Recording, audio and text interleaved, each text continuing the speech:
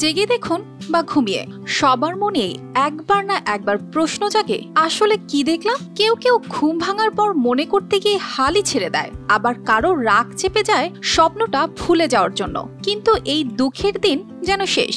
জাপানি বিজ্ঞানীরা এমন এক প্রযুক্তি উদ্ভাবন করেছেন যা দিয়ে আপনি ভুলে যাওয়া স্বপ্ন শুধু মনেই করতে পারবেন না, বরং সেটা দেখতে পারবেন বড় পর্দায় একাধিকবার। ভাবুন তো, আপনার মনের অবচেতন জগৎটা ধরা দিচ্ছে সিনেমার মতো। চলুন আজ সেই অবিশ্বাস্য প্রযুক্তির রহস্য উন্মোচন করা যাক। জাপানের কিয়োটোর এটিআর কম্পিউটেশনাল নিউরোসায়েন্স ল্যাবরেটরির গবেষকরা স্বপ্ন নিয়ে কাজ করছেন।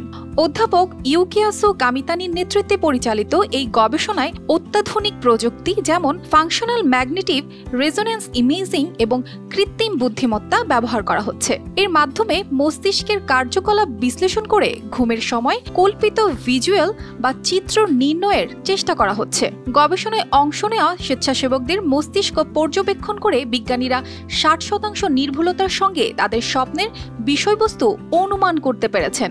বিশেষ করে ভিজুয়াল আইটেম শনাক্তকরণের সফলতা 70% পর্যন্ত পৌঁছেছে। ডিভাইসটি মূলত মস্তিষ্কের র্যাপিড আই মুভমেন্ট পর্যায়ের কার্যকলাপ পর্যবেক্ষণ করে। এই পর্যায়ে মস্তিষ্ক সবচেয়ে সক্রিয় থাকে এবং স্বপ্ন দেখা যায়। এরপর মস্তিষ্কের স্নায়ুকোষ থেকে প্রাপ্ত সংকেত এআই অ্যালগোরিদমের মাধ্যমে বিশ্লেষণ করা হয়। এতে মস্তিষ্কে গঠিত ছবি বা ধারণা পুনর্গঠন সম্ভব হয়।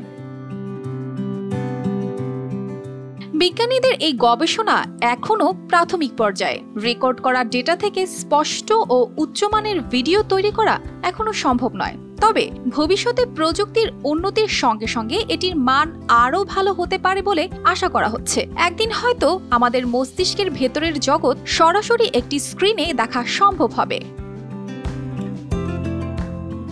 বিজ্ঞানীদের মতে এই ডিভাইস ভবিষ্যতে শুধু স্বপ্নের বিশ্লেষণেই নয়, মানসিক স্বাস্থ্য বিষয়ে গুরুত্বপূর্ণ ভূমিকা রাখতে পারে। এটি মানুষের অবচেতন মনের গোপন রহস্য উন্মোচনে সহায়ক হতে পারে। যদিও স্বপ্নকে সিনেমার মতো দেখা এখনো কল্পনা, বিজ্ঞানীরা এই প্রযুক্তিকে বাস্তবের রূপ দিতে কাজ চালিয়ে যাচ্ছেন। ভবিষ্যতে এটি বিনোদন, মানসিক চিকিৎসা, এমনকি সৃজনশীলতার নতুন দিগন্ত উন্মোচন করতে পারে। অর্পিতা জাহান, RTV।